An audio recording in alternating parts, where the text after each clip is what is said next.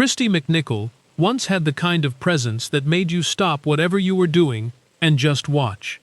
Warm, real, effortlessly emotional. She wasn't performing so much as revealing something true about herself every time the cameras rolled. For years, she was one of the most beloved young actresses in America. And then, without warning, she was gone. No breakdown tabloid saga, no dramatic exit interview, just quiet. What actually happened to her is a story worth telling. She was born in Los Angeles in 1962, the daughter of a single mother who worked multiple jobs just to keep the family afloat.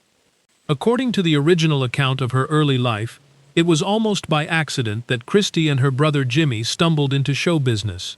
Their mother brought them along to a film set one day, and someone noticed the kids had something special. Small commercial roles followed, and Christy's natural emotional depth quickly set her apart. Even as a child, she didn't act so much as feel. By 1976, at just 13, she landed the role of Buddy Lawrence on the ABC drama Family, and everything changed. Buddy wasn't a polished TV kid. She was messy, sensitive, and real, and Christy played her with a maturity that stunned critics and audiences alike. She earned multiple Emmy nominations and won twice, an almost unheard-of achievement for a teenager. America fell completely in love with her. But life behind the camera was far more complicated. According to her own later reflections, Christy felt less like a teenager and more like the adult in her household, responsible for supporting her family through her career. There was no real childhood to speak of, just work, pressure, and the constant expectation to deliver. When Family wrapped in 1980, rather than resting, she moved straight into a string of films. Little Darlings, Only When I Laugh, Just the Way You Are. The performances were often praised. The person giving them was quietly falling apart.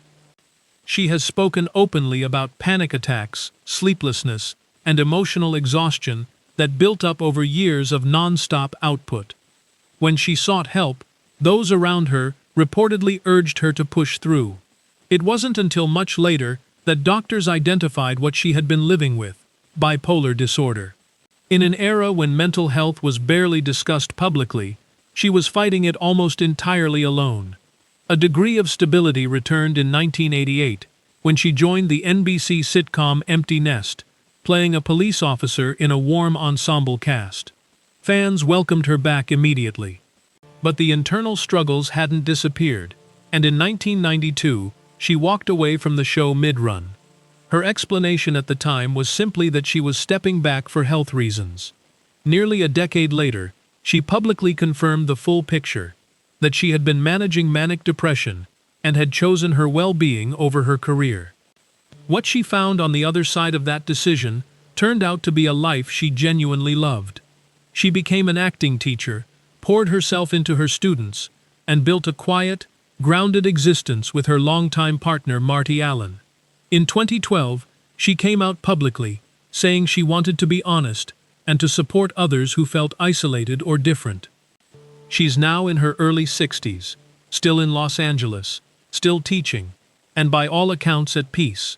She once said she left show business to take on her most important role, simply being herself. That's not a retreat, that's wisdom. If her story moved you, hit like and subscribe. There are plenty more of these waiting for you.